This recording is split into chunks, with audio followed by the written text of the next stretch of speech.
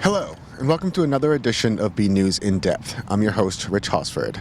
Burlington has been making moves to better position itself to attract life science and medical device companies, a multi-billion-dollar industry in Massachusetts.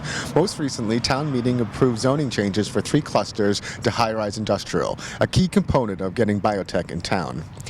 These moves and the hopes of future development is the subject of this month's show. We will talk to Burlington Planning Director Kristen Kastner, Director of Economic Development Melissa Tintocolis, and Burlington Area Chamber of Commerce President Rick Parker about what has been done and what the town can do moving forward. We have a lot to get to, so let's start with my conversation with Kristen Kastner.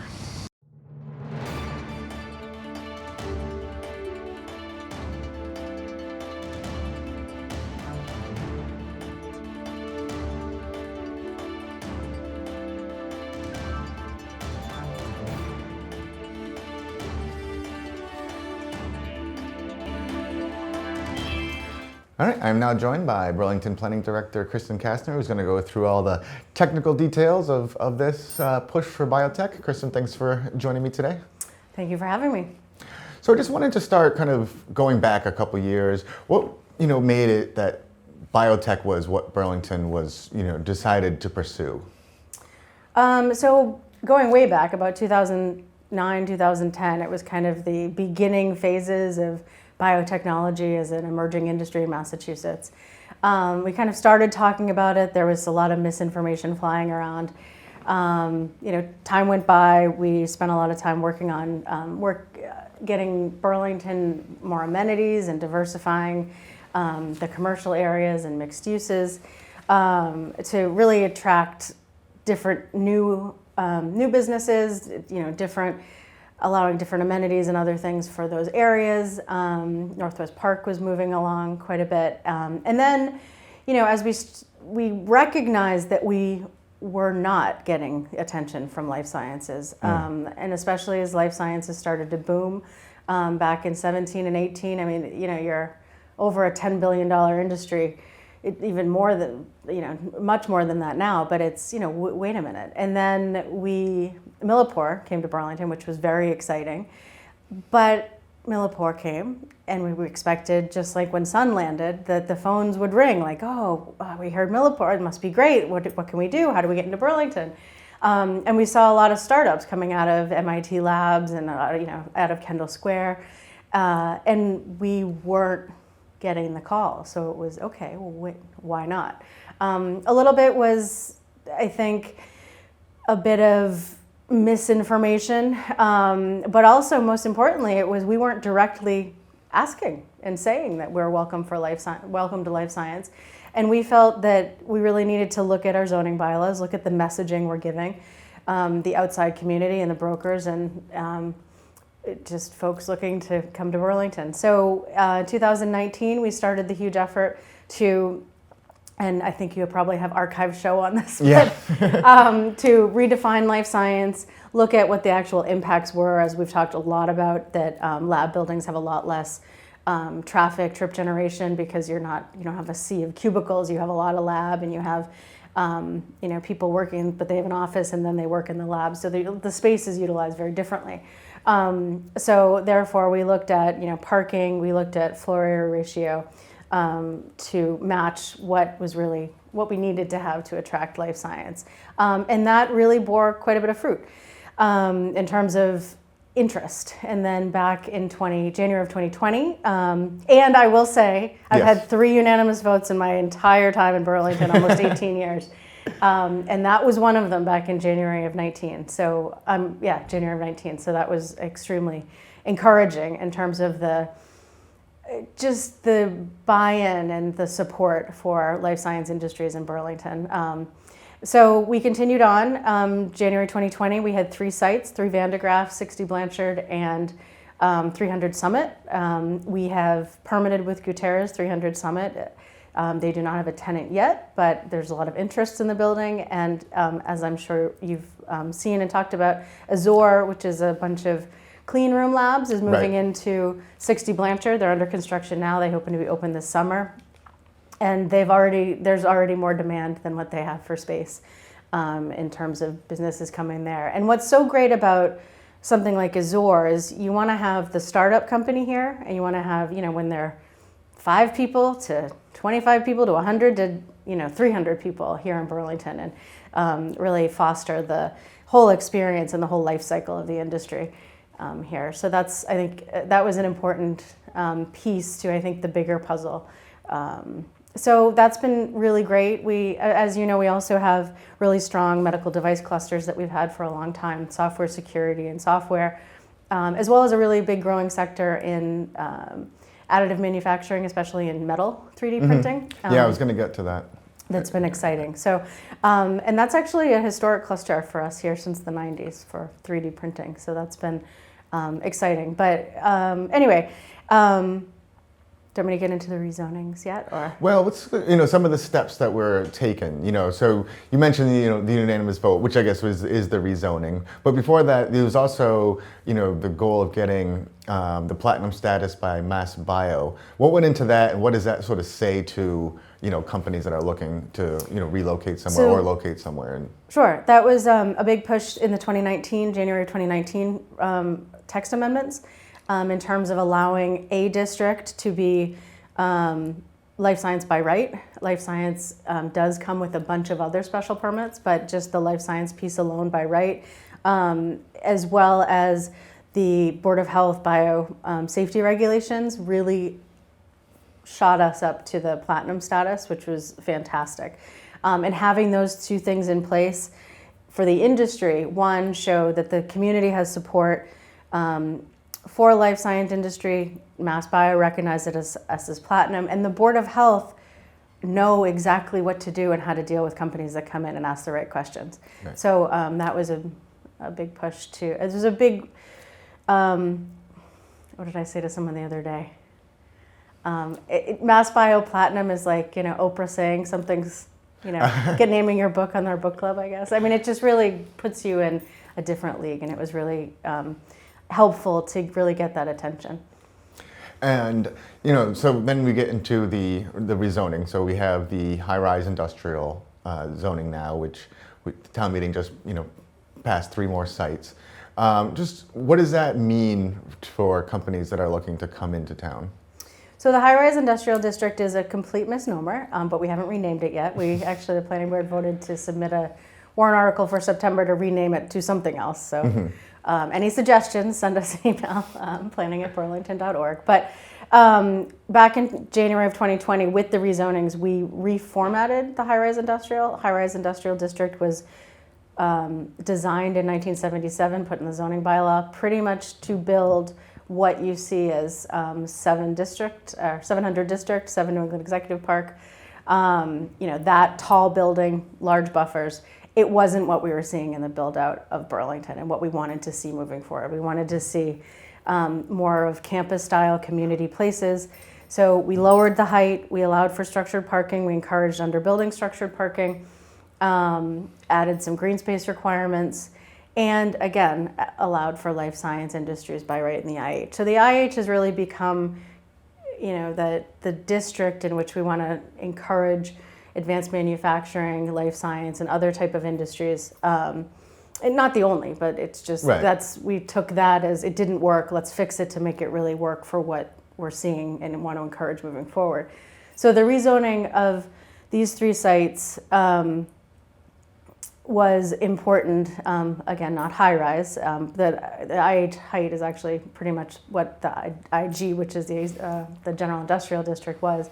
But looking to reposition our office environments. I mean, COVID has only really exacerbated the issue of, how many traditional office people are coming back. And we're seeing a lot of people working at home these days. Yeah, I mean, luckily we're having a lot of conversations with property owners and the leases are not yet coming up, but just as most folks have forecasted, you're gonna see 21, 22, a change. And what do we wanna do to make sure we're repositioning buildings and areas to get the change we're looking for, and that was important for us for the Blanchard Road corridor, in the clusters that we put forward in Cluster B and C, as well as the area Cluster A, which is the cinema and the extended stay hotel.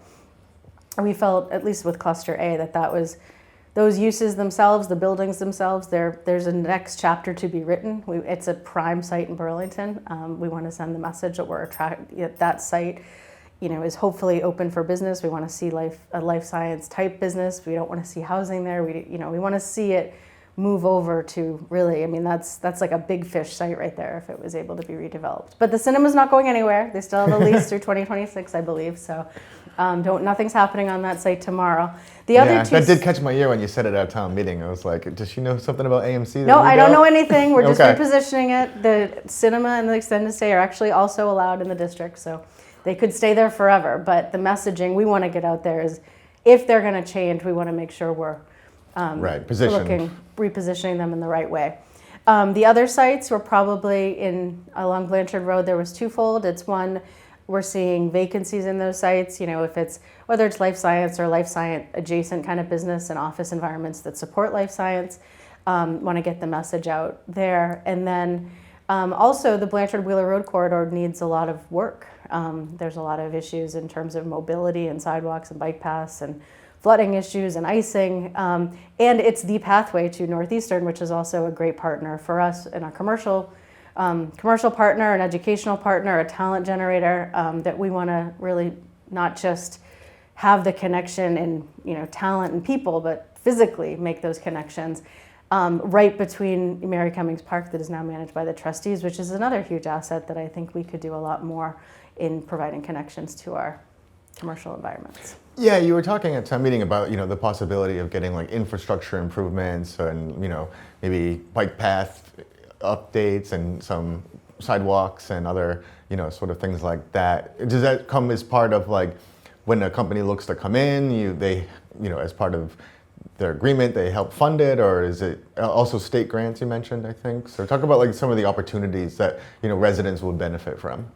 Well, it's a little bit learning from what we've done over the last 10 years with the repositioning of both Summit Drive, of the district, of Northwest Park, and seeing the growth there in leveraging public-private funding partnerships, but really having the message that the town is behind growth within the Commonwealth, especially in industries that we're looking to encourage, like life science in the Commonwealth is a big industry. But what we were able to do is, by having the conversation all together, and I think I've talked about this actually sitting in this room before when Ken Gordon and I were in here. But it's really, you have the private funding with the capital back, you have the town, and you have a lot of state funding. And how do you match that to get to a common goal? And I think one of the things that we're really trying to do is do exactly that. We were super successful over the last 10 years. We had tons of private investment, but also mass works through the state. If you recall, the Obama administration recovery and reinvestment, was it? No, not recovery and reinvestment. But anyway, it was the shovel-ready programs in like 2011, 2012. But we were ready, and we coalesced behind that, and were able to grab that funding source. And right now, there's just so much funding coming down the pipeline. And then, what are we going to see in the fall with additional infrastructure funding? So the one thing we know is, if we're ready, we have an opportunity to use that funding, and we have a higher percentage to get it. So really to send the message that we're encouraging new industry and mobilizing this area of town. And it's a super important arterial in town that should really work and be up to kind of a grade A roadway, and area to connect people by bike, by walking, by car, and it doesn't do any of those things yet. And the last piece was if you recall, when we permitted Northeastern, we had a lot of discussions with Woburn about the Cambridge Street, South Bedford Street intersection in Woburn, which I'm sure many people have spent countless hours on South Bedford Street in that intersection, kind of waiting for that to clear. It's a huge issue in terms of one of the biggest bottlenecks that affects Burlington.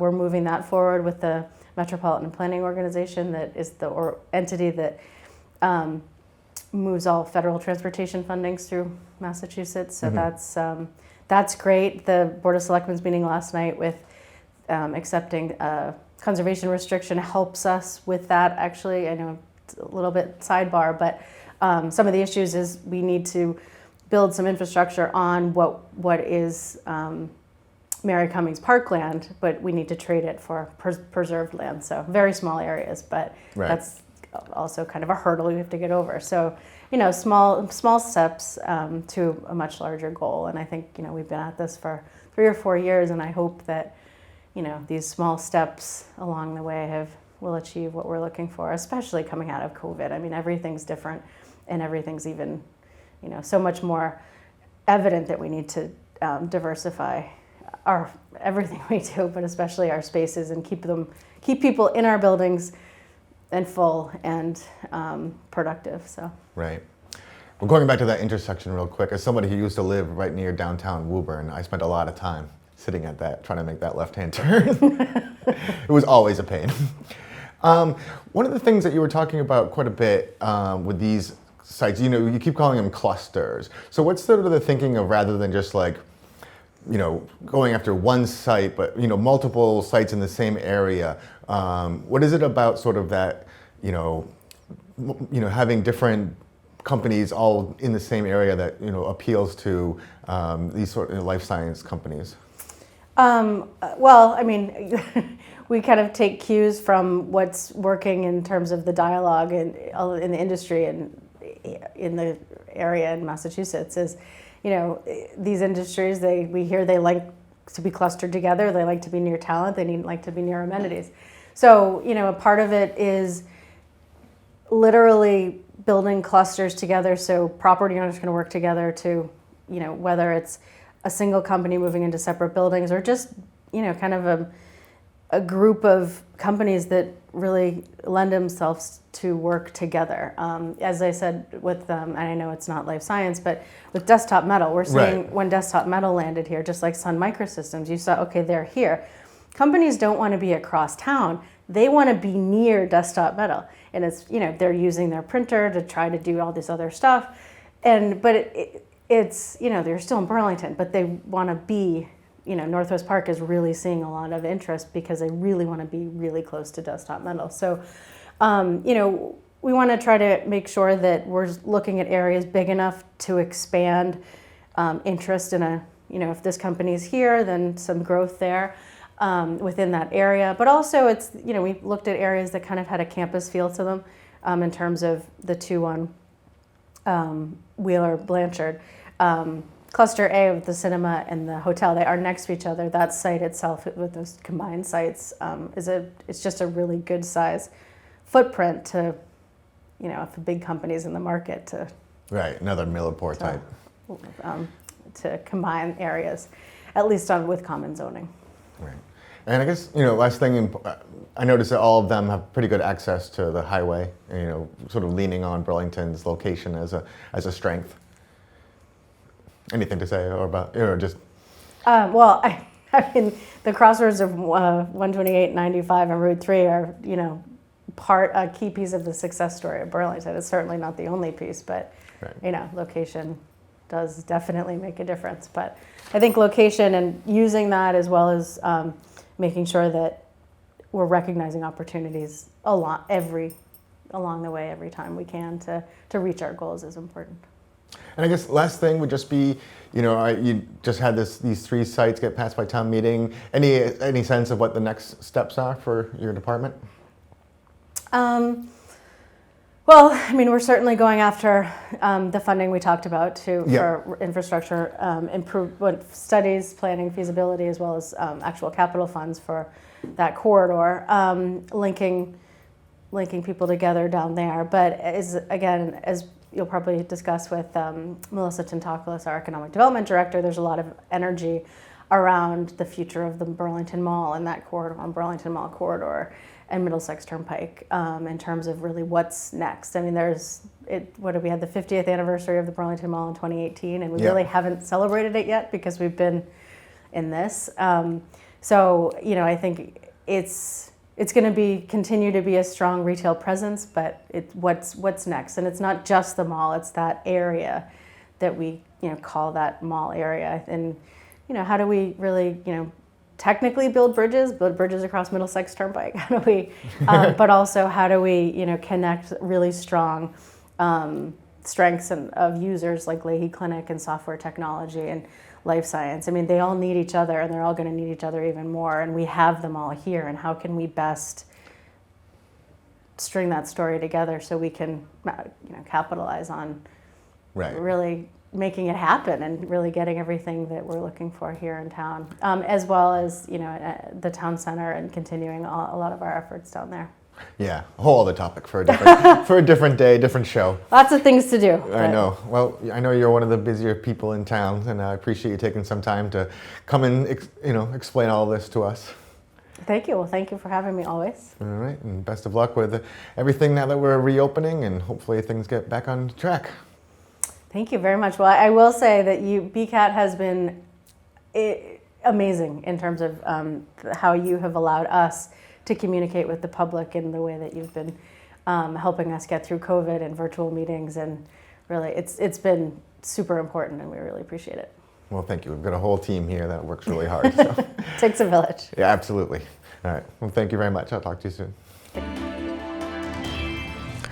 For more of what has been happening on the town side, we go to my conversation with Burlington Economic Development Director Melissa Tintocolis. Let's check it out. I'm now joined by Burlington's Director of Economic Development, Melissa Tintocolis, to talk about sort of the big picture of how the town has been making changes to, attract life science and medical device companies to town. Melissa, thanks for taking some time today. Hi, Rich. Thanks for having me. So just let's talk about the big picture. How much opportunity is out there, as far as life science companies and medical device companies? It's a big industry in this area. Yes, it's been huge. Kind of the investment in life sciences and medical devices is pretty much, I would say, unprecedented at this point. If you look at different reports for the Boston area, it's everything from 1.5 million square feet in lab office demand to 3 million. Wow. The range is pretty broad depending on how you categorize the demand, but it's pretty significant. And a lot of that investment is, kind of born out of COVID at this point. The idea that we were able to kind of as a society, really mobilize and get people to collaborate. I think investment saw that, the digital health and the way we were able to get the vaccine moved along so far has opened the doors to other kind of innovations that people are really investing in at this point. Yeah, so there's been a lot of focus on the medical community since we've all lived through a pandemic for the first time in our lives. Right. Yeah. I mean, it's unbelievable, but we've gone so far, really so fast in just a year and a half, really. Really. And what are some of the steps that, Burlington has taken as far as trying to, make itself more open and attractive to these type of companies? Well, as you know, zoning kind of drives a lot and sets the table for a lot of communities. And I know you've been reporting on this, but our town meeting just unanimously approved some changes to our zoning.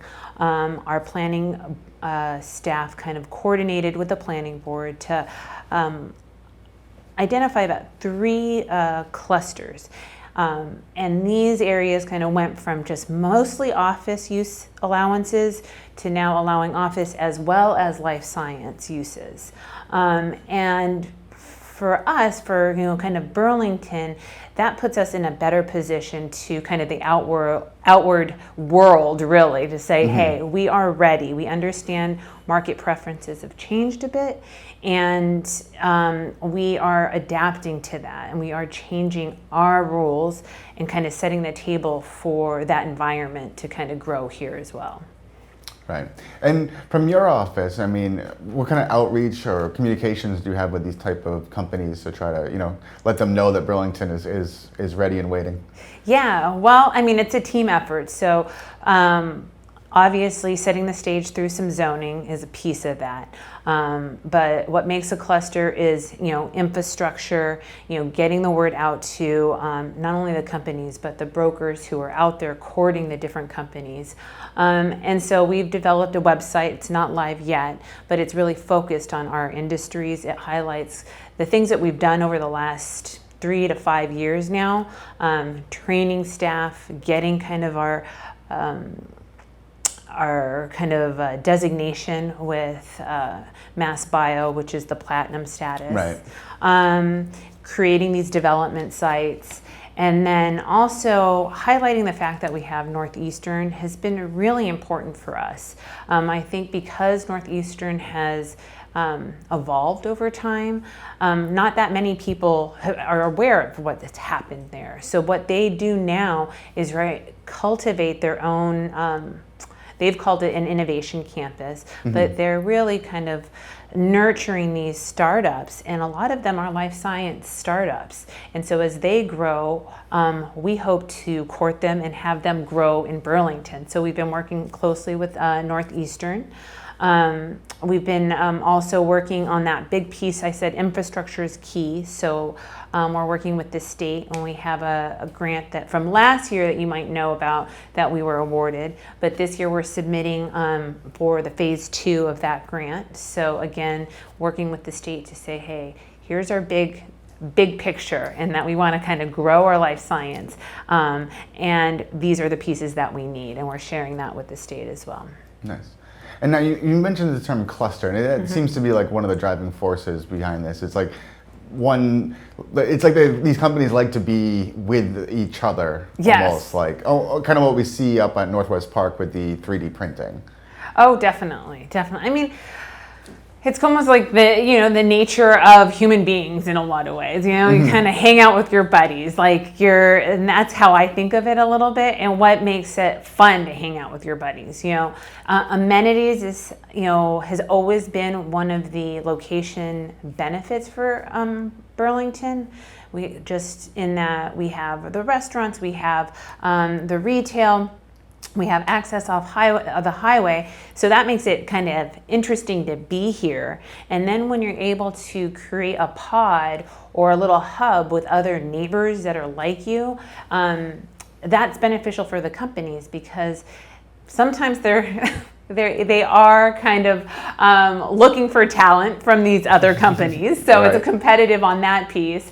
But there's also that synergy that comes from, bouncing into one another, or knowing that you can kind of access some of these resources from people kind of in your group, you're in your network, or, and they like to call it the,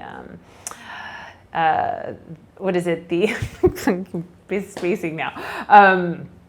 Anyway, the network of businesses in that sense. And how does, as far as life science and, medical technology go, how does having Leahy here in town, play into that? Oh, Leahy, just like Northeastern, is a real kind of driving force. It's something you don't really see, I think, from being a resident maybe in town, but they're running almost 300 different clinical trials. And with these clinical trials, they look for partners, whether it's medical device, whether it's top researchers. And so that happens just by having conferences, by having these network opportunities. And then what you do is just these ideas kind of bubble up from those interactions. And that's why that kind of cluster effect that we talked about, or being next to each other, is so important. And it's been difficult through COVID. I mean, a lot of it's been obviously more online, kind of the Zoom environment. Right. But for research, at the end of the day, that actually physical interaction and having the face-to-face is very important. And they've said that, time and time again through these webinars and through these different venues that, I've been part of. So it's been a critical factor. Now, one of the things that I know, was talked about at town meeting and in other venues that I've seen is, these companies like to move fast. They're looking for project or places where they can kind of get in and set up their labs. How has it been working with like landlords and developers in town to sort of work with them to get them to sort of position themselves to be able to switch from maybe office buildings to lab spaces? Yeah, I mean, I think we have a really healthy conversation, or I guess dialogue with a lot of our large-scale commercial property owners. So a part of that dialogue has allowed us to engage them. I know Kristen, for example, with some of the proposals that went to town meeting, we had to be directly engaged with the property owners, just so they're not only aware, but that they feel vested in any change. And so what we're seeing is not all buildings are ready for a lab office conversion. Sure. But to have the potential there is kind of the first step, even if it's becomes something like, the cost basis works that you need to do a tear down and redevelopment. But at least you have the zoning in place for that kind of piece. I think, our property owners in general, they understand, they want to capture the demand, and I feel like we've been good industry partners with our property owners and the commercial landlords at this point. Good. Mm-hmm. Yeah. Like I know Gutierrez has a property that they're sort of already like pre-fitting for a lab because they're just sort of seeing where the wind is going. They're 300? Either the 300 or 4 Burlington Woods or something. Oh yes, that one currently exists, yes. Yes. We just did a tour of it last year. Oh, you did? Before COVID, I think it was. Oh, good. And so, over the last year, obviously we've seen what, the impact on office space because of, a lot of people working from home.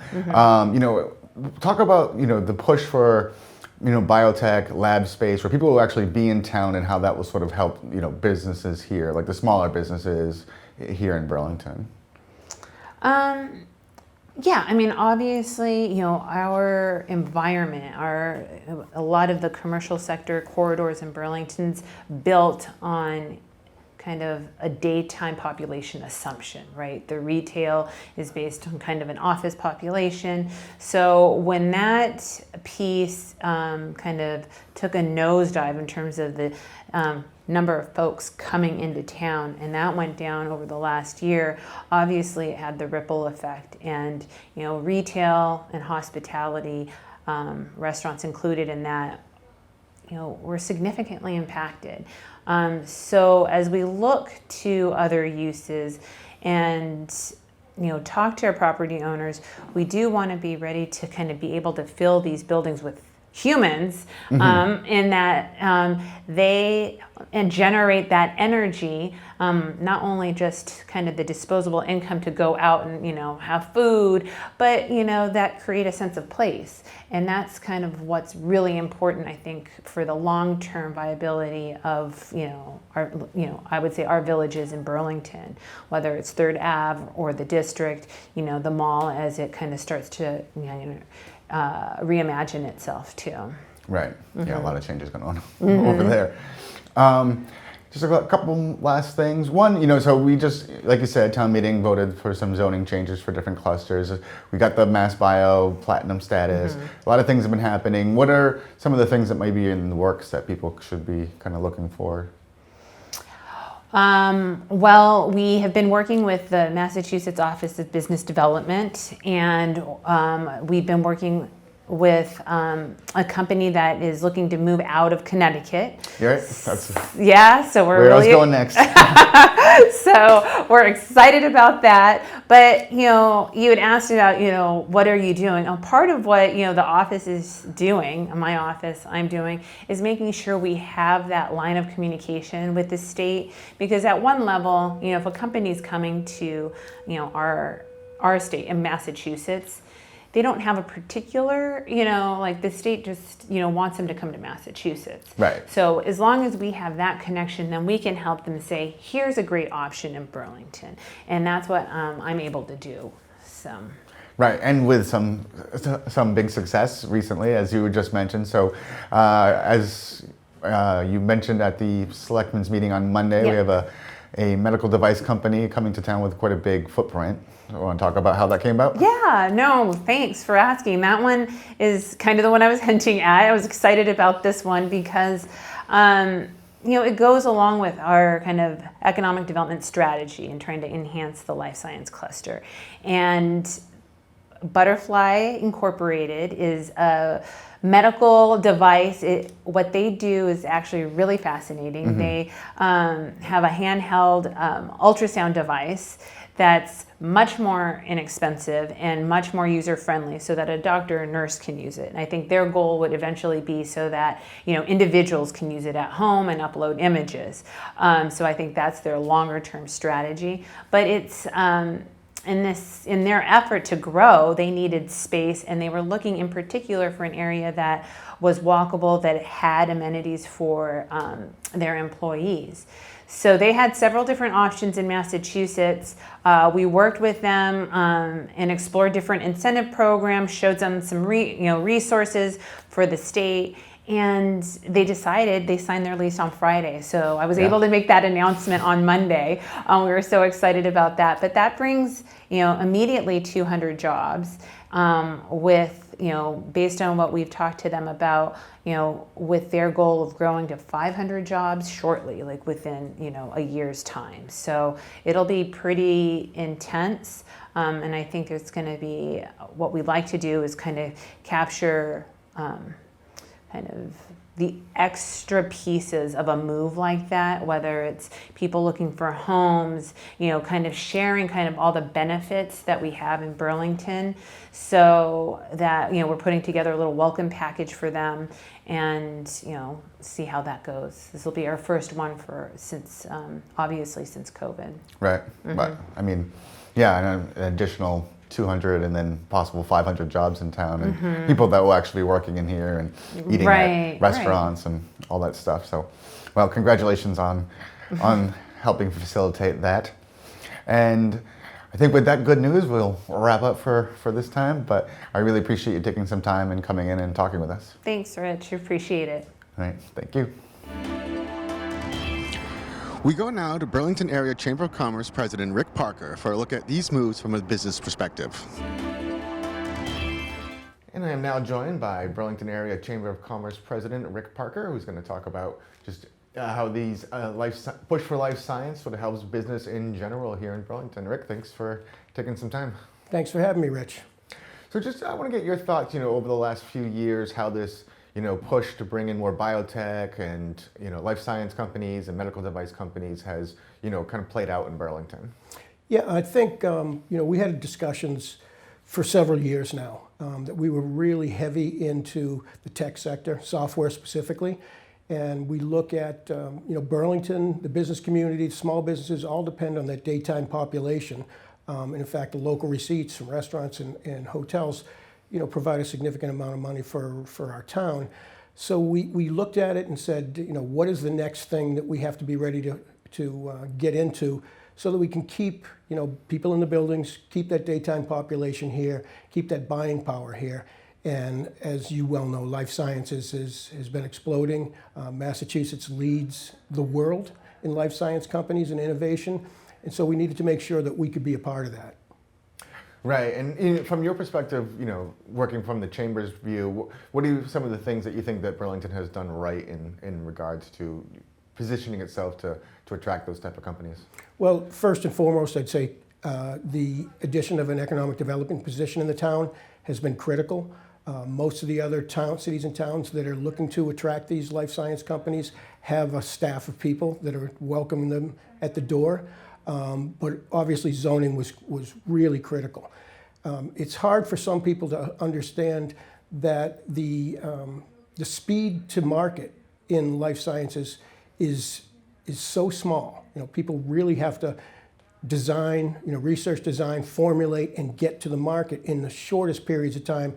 Competition comes from around the world. So the ability to find a location where they know it's going to be, pretty much a process that's predictable, to be able to locate their business, that's critical in being the decision. And getting the zoning in place to allow life science by right, they still need special permits, right. But as they look to locate in towns, they check off, they have a list of things they have to check off, and if they have to go through town meeting and get zoning changes, you're not even on the chart. So that was a great addition for us to get those zoning changes to allow life sciences by right in 3 new areas of town. Yeah, I mean, you spoke, at town meeting, and I thought it was interesting. You and also Planning Board Chair Brenda Rappaport, you'd been hearing from companies that they were, had been sort of overlooking Burlington, but still taking advantage of its amenities. Yeah, that's the thing. We hear it all the time. Traffic, and I want to tell people that you're going to have traffic one way or the other. You're either going to be the destination or the cut through. And companies recently that have located in the area, they're choosing Bedford and Lexington. Crosby Drive is really a great spot. And when they came there, these companies were saying, well, we chose it because we can get in quick with a permitting process that we can understand and maneuver, but we wanted to be near all the gyms and restaurants. And those gyms and restaurants are in Burlington. So right. The cars will continue to come. We need to make sure that they're coming from an origin in Burlington and to cut down on some of that cut-through traffic. Right, because we want both the, the meals tax and the property tax coming in. And I think having the daytime population that I talk about all the time, the trickle down to the small businesses. I mean, we don't want people just coming in for lunch. We want them to come here to utilize some of the smaller business, the coffee shops, the cobbler, the dentists, all of that. Those businesses tend to be utilized by employees where they work now, rather than where they live. That was kind of a shift that happened over the last 20 years. People spending more time at work. So we've built up an economy here that really is an economic engine in the region, and it depends on that daytime population, whether it be in an office building or a life sciences building. Yeah, that's a good point. I didn't think about that. 20 years ago, I would use a dentist in my hometown, and now it's one near Burlington. So, and the same goes with childcare. And I know that during the pandemic, childcare was a big impediment for people getting back to work. We're also seeing childcare is happening close to work. I mean, people don't want to be, half an hour away from an emergency situation. So there's a lot of childcare opportunities here that have popped up over the years, and again, feeding on those employees that are here all day. So getting life sciences, getting more into life sciences, and being able to use some of the strengths that we have here, Millipore, Northeastern, Leahy, are critical, the three-legged stool that helps bring in some of these smaller companies. And, I think you also, we've spoken about this before, but, we've had, I think this last year with the pandemic has sort of shined a little bit of a spotlight on, the strength of the office building. Any thoughts on that? Just like, more people working from home, but, these different types of companies like life sciences, maybe people might not be as big a workforce, but they're going to be actually in town. Yeah, it certainly is a smaller workforce. When you look at bodies per square foot in a life science building, it's less people. But it's critical to start bringing those in. You bring in some of the smaller companies now, and eventually, they either get bought up by a larger company, but the whole goal is to make sure that they stay within our region and hopefully, within the town. You hear all the time about life science clusters, and it's true. People want to be around where the innovation is happening, where other people are coming up with discoveries, but also being part of a community. This is a great industry where employees tend to get involved in their communities.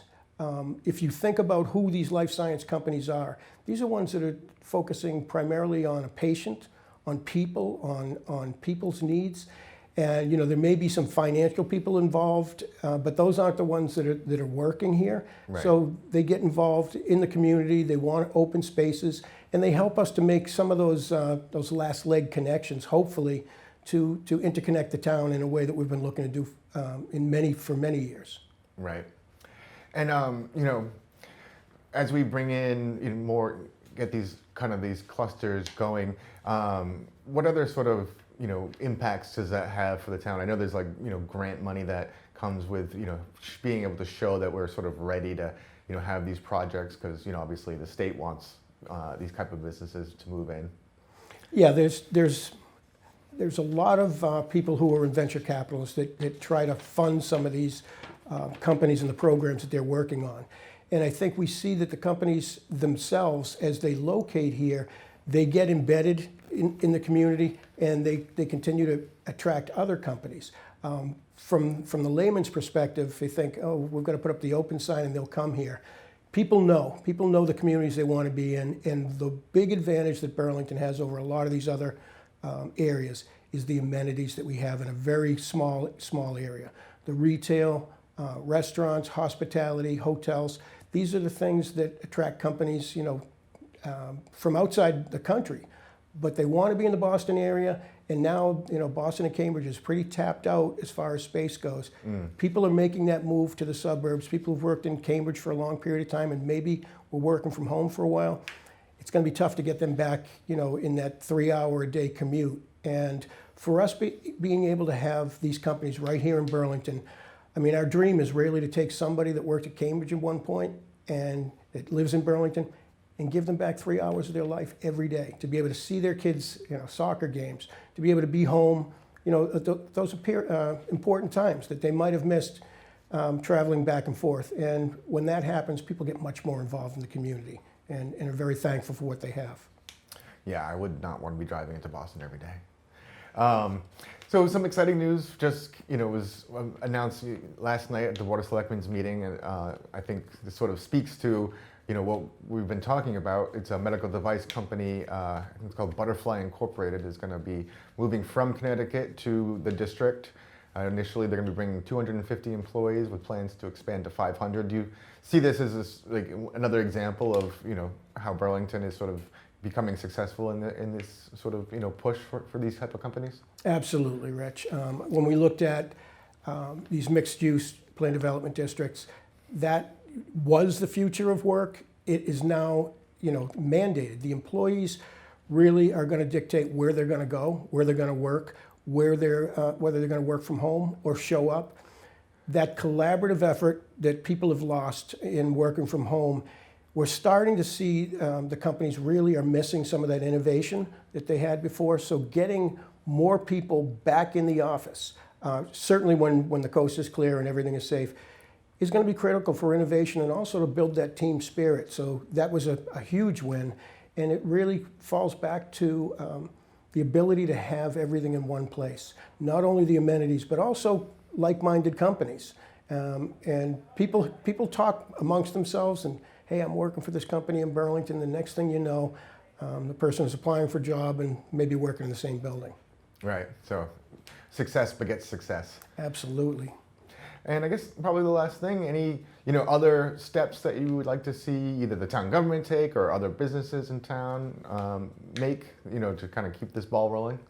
Yeah, I think the first thing is, with the zoning that we just had approved, it gives us the opportunity for what I call hammer-ready projects. Right. Not shovel-ready where we're putting in new buildings, but being able to retrofit an office space into lab space in a quick and efficient manner is a key consideration of where people locate. And remember, these things are happening, in a very small time frame. So if they understand, hey, XYZ was able to locate there in a period of time, and they came out, smelling like roses and a great product, that's going to beget other people coming in and wanting to do the same. So I think, we certainly have some concerns about being able to get that daytime population back in the office market. I do think it's going to rebound, but I don't think it'll ever be back to the numbers that we saw before. So having additional life science companies come in, again, help feed our economy, give us other positions for people to come in and work. The workforce is critical to our area. And it gives those residents that may have been, traveling those 3 hours a day, an opportunity to look, right in their own backyard and maybe find that job, have that home here and the job there. I'm fortunate enough that I work in the town that I live in, and I can't tell you there's not a better town around to be doing that in than Burlington right now. Right. So like the way that, landlords or developers used to build office space and just be like, here we have office space ready, now it's build lab space and they will come. I think so, Rich, and it's one of those things that as the momentum picks up, you look at the diversification is critical to be able to withstand downturns in the economy for whatever sector it might hit. Certainly, knock on wood, we don't want to see a pandemic again ever. Nope. But it was a test of our ability to get through it. The business community, the town, I think did a great job of getting through it. Now we're here. We're here where it's time to get back to normal and support, local business now is more important than ever. So we're hoping that we have a new wave of businesses coming in and continue to keep Burlington, at the position it's been. Excellent. All right. Well, I like your optimism. I appreciate it. I mean, it's been a hard year to be optimistic for too long at any stretch, but this sounds like things are sort of going in the right direction. Absolutely, Rich. For sure, better times ahead. So stay tuned. I think we'll be announcing on a regular basis new companies coming to Burlington. All right. Well, something for me to write about then. Great. All right. Well, thank you for coming in, taking some time, and sharing your thoughts. Thanks, Rich. So there you have it, a look at how the town of Burlington is working to attract lucrative life science companies to town and what it means for the local economy. I'd like to thank my guests, Planning Director Kristen Kastner, Economic Development Director Melissa Tintocolis, and Burlington Area Chamber of Commerce President Rick Parker. I'd also like to thank all of you for watching. We'll be back with another edition of BNews In Depth next month, so stay tuned.